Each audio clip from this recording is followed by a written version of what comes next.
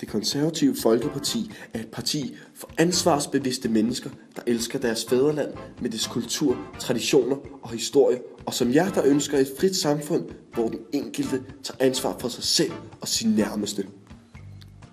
Vi er tilhængere af en mindre offentlig sektor, et lavere skattetryk, friere rammer for det private initiativ og et stærkt erhvervsliv. Vi synes også, det er vigtigt i vores samfund, at vi har privat ejendomsret for at give den enkelte mere frihed. Her hos de konservative vil vi give folket det liv, de fortjener. Skatten skal ned. Vi vil have lavere skatter.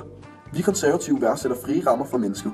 Ligesom vi har respekt for flittige og dygtige mennesker, der går gennem hårdt arbejde, og en høj skattebetaling er med til at betale for de fælles goder, som vi som borgere nyder godt af.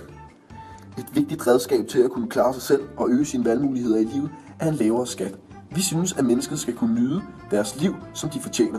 Derfor skal skatterne ned. SF vil derimod øge den offentlige sektor og vil derfor gældsætte Danmark i et højt milliardbeløb hvert år og vil skabe økonomisk utryghed og påvirke vores efterkommere. Erhvervslivet. Et stærkt erhvervsliv skaber rammer for velstand og arbejdspladser, og det er en vigtig rolle her i Konservative. Vi vil sikre os, at store og små virksomheder vil kunne komme til at klare sig selv, og derfor vil vi have lavere selskabsskatter. Uddannelse. Vi går ind for, at elever og studerende har et højt fagligt niveau. Folkeskolen skal være et sted, man uden bekymring let kan lade sit barn gå. Uddannelsessystemet skal give børn og unge mulighed for at udnytte og udvikle deres evner, blot muligt, uanset deres baggrund og økonomisk forudsætning. Vi vil arbejde på at ændre gymnasieformen med formål at styrke det faglige niveau. Jo højere faglige niveau vi har på de videregående uddannelser, jo bedre kan vi klare os i den globale konkurrence, og vil give den enkelte mere frihed til at gøre, hvad de lyster og fortjener.